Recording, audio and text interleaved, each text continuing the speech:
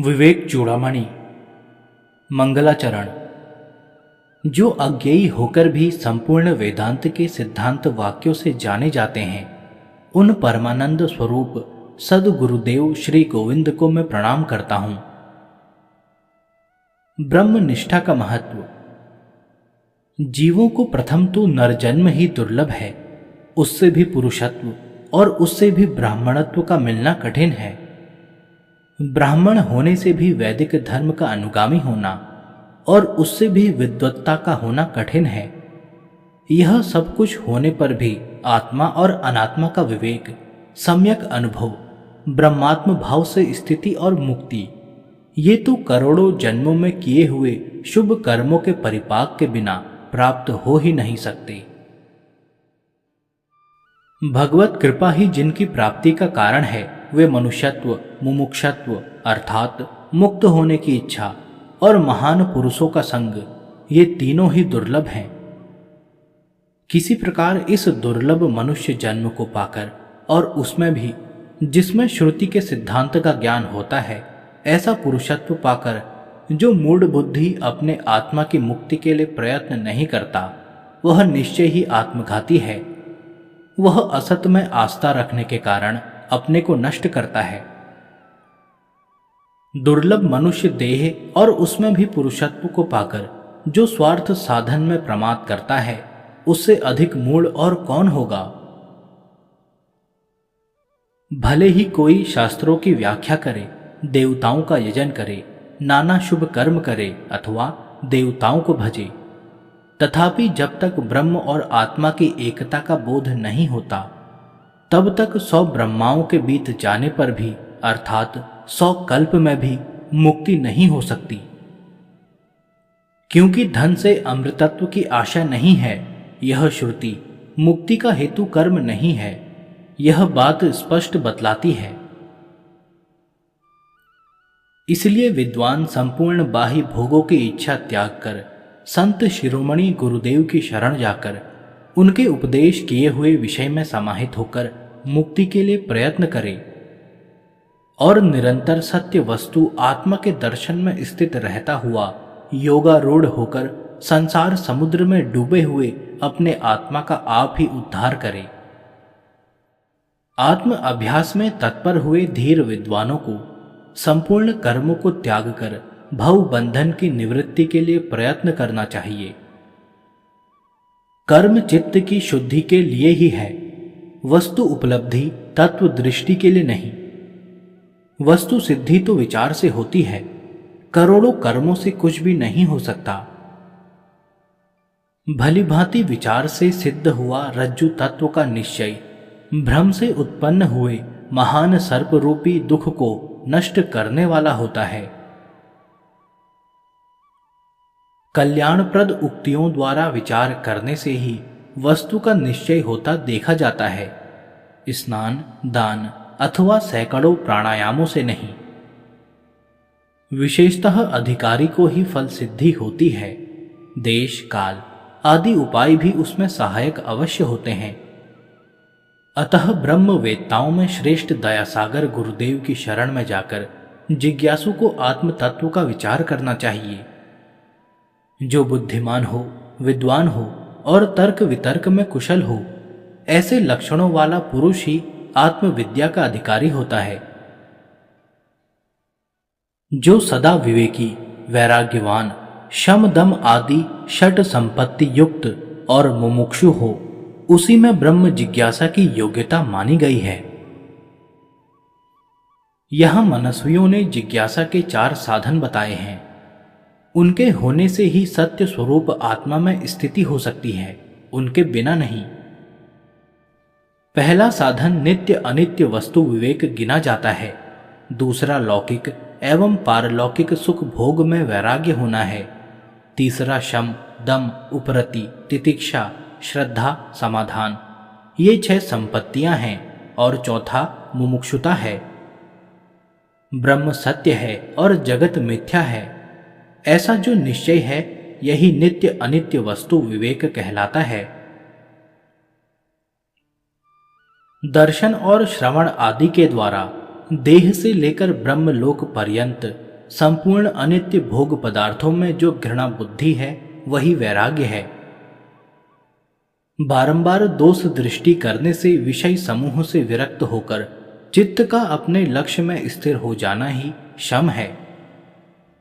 कर्मेंद्रिय और ज्ञानेंद्रिय दोनों को उनके विषयों से खींचकर अपने अपने गोलक में स्थित करना दम कहलाता है।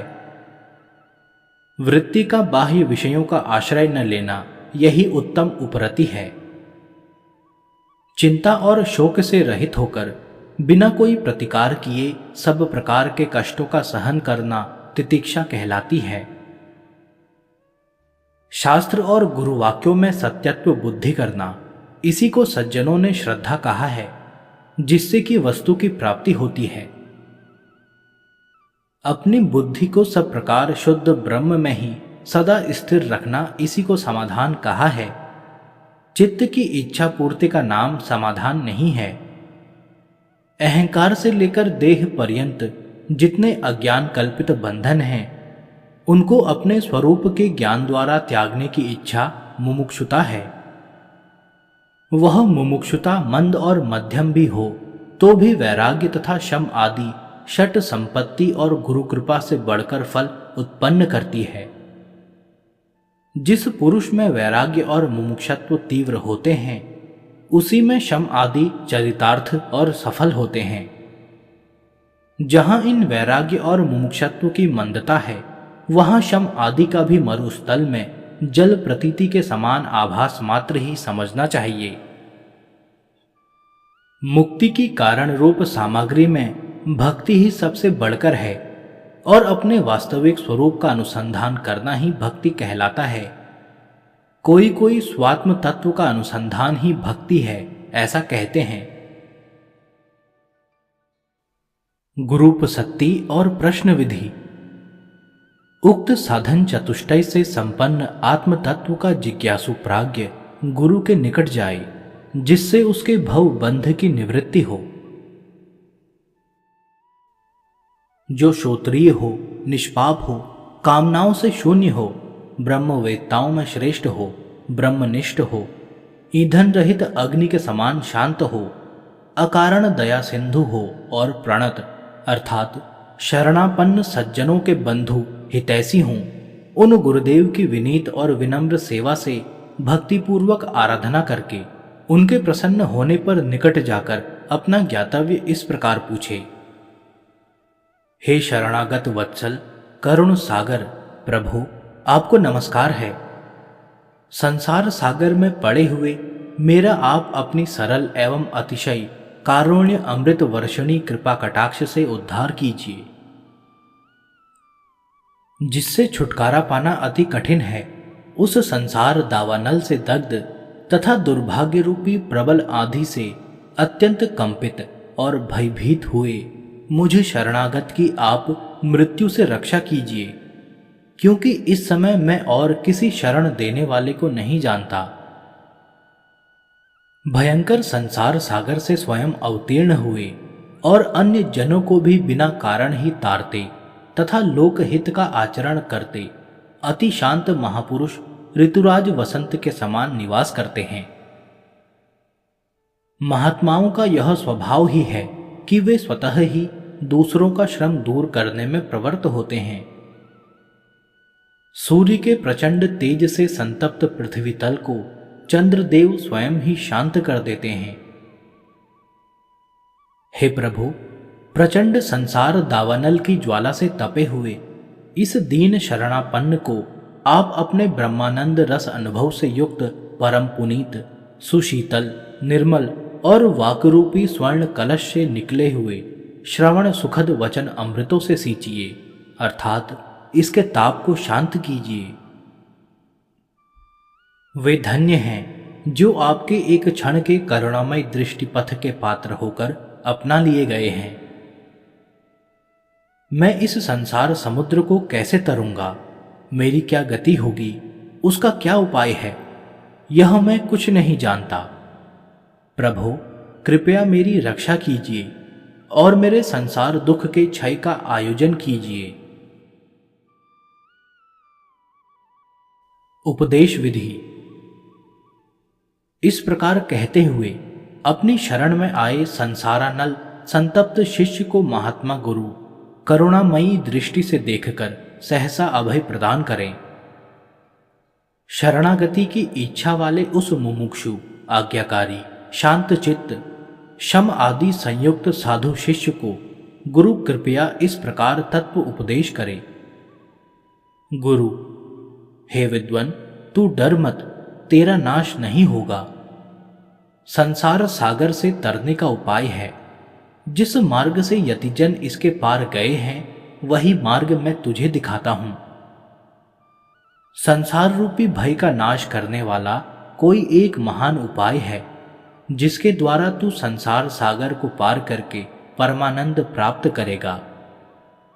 वेदांत वाक्यों के अर्थ का विचार करने से उत्तम ज्ञान होता है जिससे फिर संसार दुख का आत्यंतिक नाश हो जाता है। श्रद्धा, भक्ति, ध्यान और योग, इनको भगवती श्रुति मुमुक्षु की मुक्ति के साक्षात हेतु बतलाती है। जो इन्हीं में स्थित हो जाता है उसका अविद्या कल्पित देह बंधन से मोक्ष हो जाता है। तुझ परमात्मा का अनात्म बंधन अज्ञान के कारण ही है और उसी से तुझको जन्म मरण रूप संसार प्राप्त हुआ है। अतः उन आत्मा और अनात्मा के विवेक से उत्पन्न हुआ बोध रूप अग्नि अज्ञान के कार्य रूप संसार को मूल सहित भस्म कर देगा। प्रश्न निरूपण। शिष्य: हे स्वामिन, कृपया सुनिए, मैं यह प्रश्न करता हूं, उसका उत्तर आपके श्रीमुख से सुनकर मैं कृतार्थ हो जाऊंगा। बंध क्या है, यह कैसे हुआ, इसकी स्थिति कैसे है और इससे मोक्ष कैसे मिल सकता है? अनात्मा क्या है, परमात्मा किसे कहते हैं और उनका विवेक कैसे होता है? कृपया यह सब कहिए। गुरु: तू धन्य है, कृतकृत्य है, तेरा कुल तुझसे पवित्र हो गया, क्योंकि तू अविद्या रूपी बंधन से छूटकर ब्रह्म भाव को प्राप्त होना चाहता है। स्वप्रयत्न की प्रधानता। पिता के ऋण को चुकाने वाले तो पुत्र आदि भी होते हैं, परंतु भव बंधन से छुड़ाने वाला अपने से भिन्न और कोई नहीं है। जैसे सिर पर रखे हुए बोझे का दुख और भी दूर कर सकते हैं, परंतु भूख प्यास आदि का दुख अपने सिवा और कोई नहीं मिटा सकता। अथवा जो रोगी पथ्य और औषध का सेवन करता है उसी को आरोग्य सिद्धि होती देखी जाती है। किसी और के द्वारा किए हुए कर्मों से कोई निरोग नहीं होता। वैसे ही विवेकी पुरुष को वस्तु का स्वरूप भी स्वयं अपने ज्ञान नेत्रों से ही जानना चाहिए, किसी अन्य के द्वारा नहीं। चंद्रमा का स्वरूप अपने ही नेत्रों से देखा जाता है, दूसरों के द्वारा क्या जाना जा सकता है? अविद्या, कामना और कर्म आदि के जाल के बंधनों को 100 करोड़ कल्पों में भी अपने सिवा और कौन खोल सकता है? मोक्ष न योग से सिद्ध होता है, न सांख्य से, न कर्म से और न विद्या से। वह केवल ब्रह्म और आत्मा की एकता के ज्ञान से ही होता है और किसी प्रकार नहीं। जिस प्रकार वीणा का रूप लावण्य तथा तंत्री को बजाने का सुंदर ढंग मनुष्यों के मनोरंजन का ही कारण होता है, उससे कुछ साम्राज्य की प्राप्ति नहीं हो जाती। उसी प्रकार विद्वानों की वाणी की कुशलता, शब्दों की धारावाहिता, शास्त्र व्याख्यान की कुशलता और विद्वत्ता भोग ही का कारण हो सकती है, मोक्ष का नहीं। परम तत्व को यदि न जाना तो शास्त्र अध्ययन व्यर्थ ही है, और यदि परम तत्व को जान लिया तो भी शास्त्र अध्ययन निष्फल अनावश्यक ही है। शब्द जाल तो चित्त को भटकाने वाला एक महान वन है, इसलिए किन्हीं तत्वज्ञानी महात्मा से प्रयत्न पूर्वक आत्म तत्व को जानना चाहिए। अज्ञान रूपी सर्प से डसे हुए को ब्रह्म ज्ञान रूपी औषधि के बिना वेद से, शास्त्र से, मंत्र से और औषधि से क्या लाभ? अपरोक्ष अनुभव की आवश्यकता। औषधि को बिना पिए केवल औषधि शब्द के उच्चारण मात्र से रोग नहीं जाता।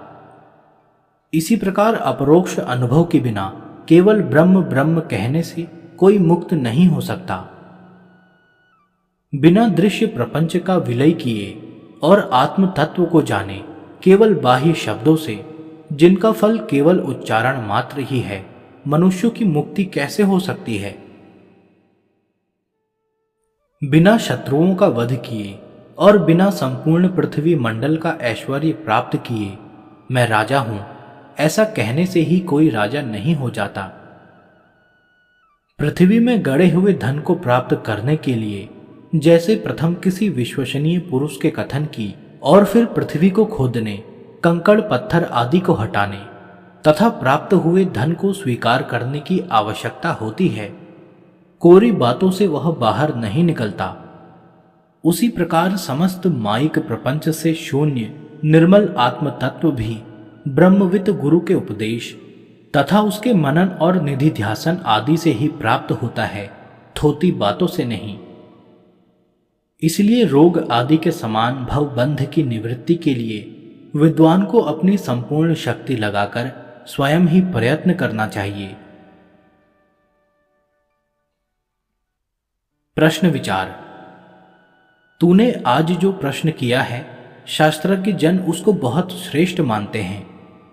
वह प्रायः सूत्र रूप संक्षिप्त है, तो भी गंभीर अर्थयुक्त और मुमुक्षुओं के जानने योग्य है। हे विद्वान, जो मैं कहता हूं सावधान होकर सुन। उसको सुनने से तू शीघ्र ही भवबंधन से छूट जाएगा। मोक्ष का प्रथम हेतु अनित्य वस्तुओं में अत्यंत वैराग्य होना कहा है। तदंतर शम, दम, तितिक्षा और संपूर्ण आसक्ति युक्त कर्मों का सर्वथा त्याग है। तद उपरांत मुनि को श्रवण, मनन और चिरकाल तक नित्य निरंतर आत्म तत्व का ध्यान करना चाहिए। तब वह विद्वान परम निर्विकल्प अवस्था को प्राप्त होकर निर्वाण सुख को पाता है। जो आत्म अनात्म विवेक अब तुझे जानना चाहिए, वह मैं समझाता हूं। तू उसे भलीभांति सुनकर अपने चित्त में स्थिर कर